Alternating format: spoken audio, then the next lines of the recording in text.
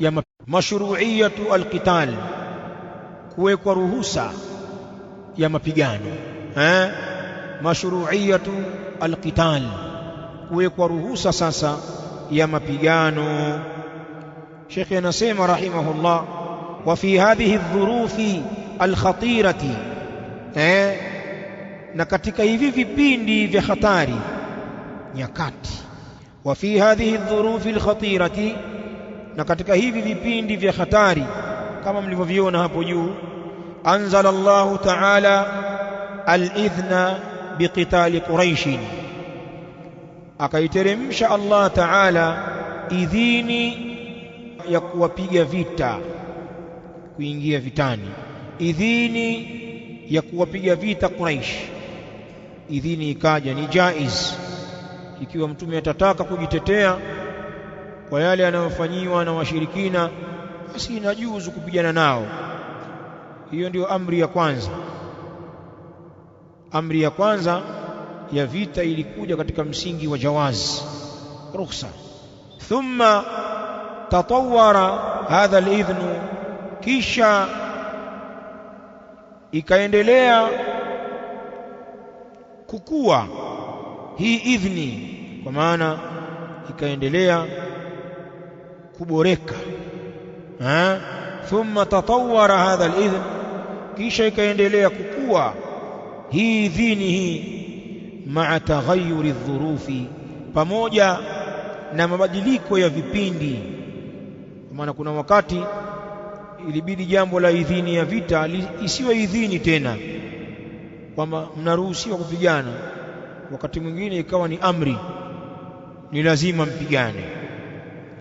Kwa hivyo kisha ikaboreka hii idhini na kukua bwana, ma'a taghayyuri adh-dhurufi, pamoja na mabadiliko ya vipindi, hatta wasala ila marhalati alwujubi, mpaka ikafikia hii idhini hii katika daraja la uwajibu, katika hatua ya uwajibu.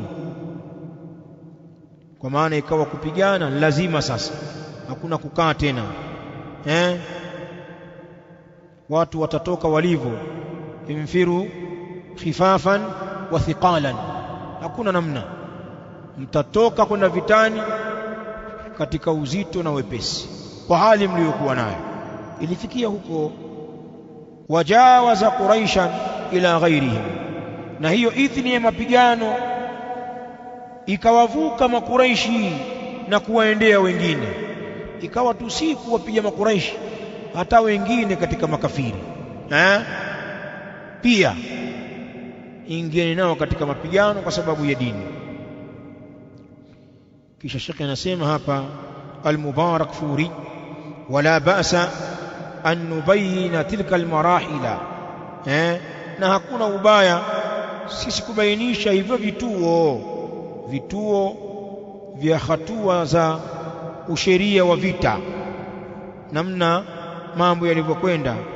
Hakuna ubaya sisi kubainisha hizo hatua biijazin, kwa ufupi, kabla an nadkhula fi dhikri al-ahdath, kabla hatujaingia sisi katika kuyataja matukio, yale matukio ya kivita alipopigana Mtume alayhi salam na makafiri hawa. Sasa angalia vituo vya ukuaji wa vita vya Mtume sallallahu alaihi wa alihi wasallam. Almarhalatu alula, hatua ya kwanza ya hii ruhusa, huu sheria wa vita baina ya Mtume sallallahu alaihi wa alihi wasallam na maadui zake.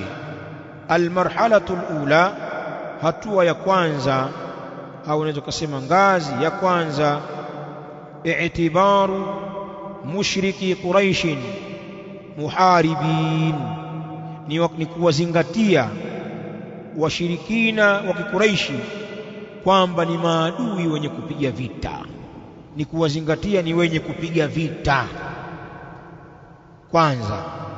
Kwa hivyo ile dhana njema, hawana neno, labda wataelewa, ikaondoshwa hiyo.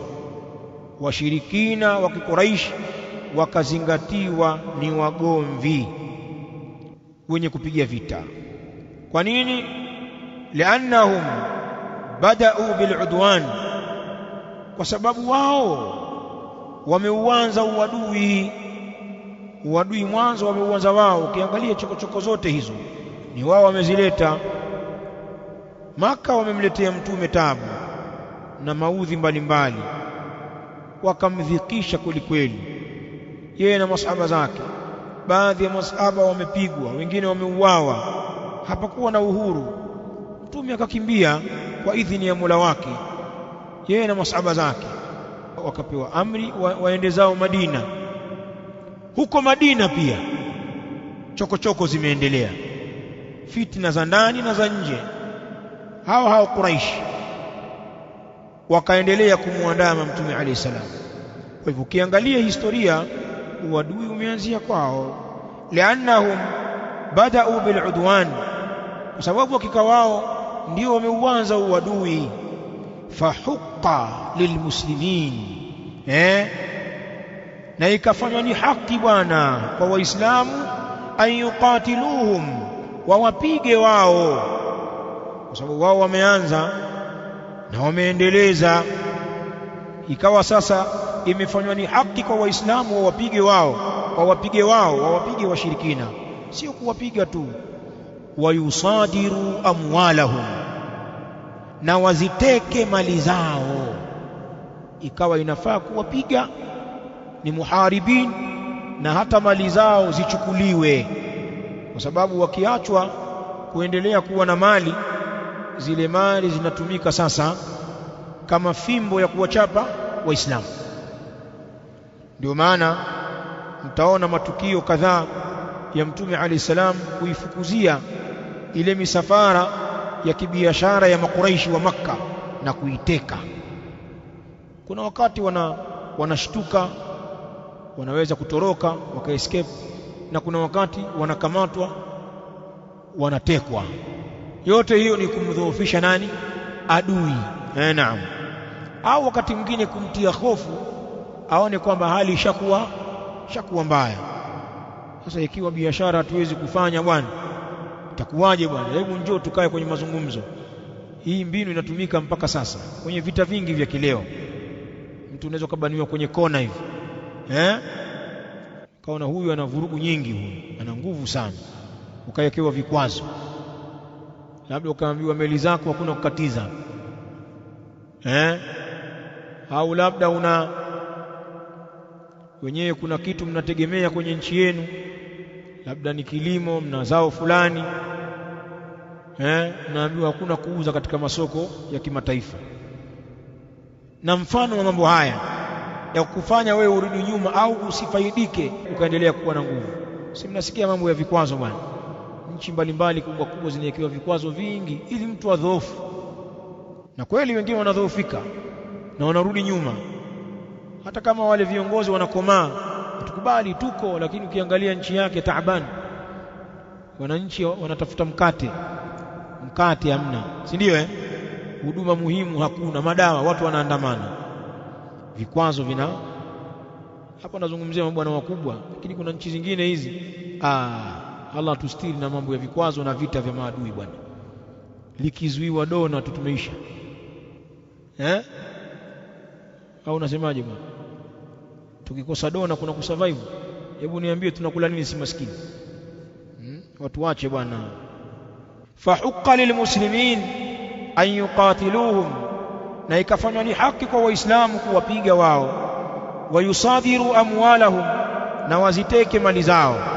Duna ghairihim min baqiyati mushriki al-arab, pasi wengineo wasiokuwa wao katika waliobakia katika washirikina wa Kiarabu. Kwa maana agizo hili liliwahusu washirikina wa Makka tu, na kupigwa na mali zao kutekwa, basi na wengine waliobakia katika washirikina wa Kiarabu. Jambo halikuwavuka kwenda kwa wengine, lilianza na hawa kwanza. Na hii pia ni siasa ya uongozi. Wakati wengine unawezekana ukawa na maadui wengi, kuwachanganya wote kwenye vita moja unaweza usitoboe. Wewe unaweza ukawapa namba wale ili uweze kudili na mmoja mmoja, ukamuita adui ladud, adui mkubwa, ni yetu namba moja ni huyu. Alafu kuna mwingine ni adui yako, ukamuita mshirika wetu katika maendeleo pamoja na changamoto, nampa namba yake, unamweka kiporo, si ndio? Ili naye avimbe kichwa kule kama mimi sina neno. Kumbe unajipanga, akitoka huyu nani ni yeye. Lakini wakati mwingine ukiwakusanya wote huwawezi. Angalia vitabu vya wanawachuoni wa Kiislamu, alafu mseme kwenye Uislamu hakuna siasa. Siasa yetu nyinyi hamuitaki, lakini iko. Wewe angalia maneno haya, angalia hii mipango, na hivi vitabu vya Kiislamu sio vya Wagiriki au sijui Mjerumani gani, vitabu vya mashehe hivi, na wanatuelezea historia ya Mtume alayhi salam. Ndio mambo ambayo yanafanyika leo. Naam. Sasa ukisoma kweli unasadikisha Uislamu uko mbali sana, lakini kama hujasoma mambo ya Kiislamu kama hivi, utawachukulia Waislamu ni washamba tu, na kwamba nyinyi ndio wajanja, si ndio?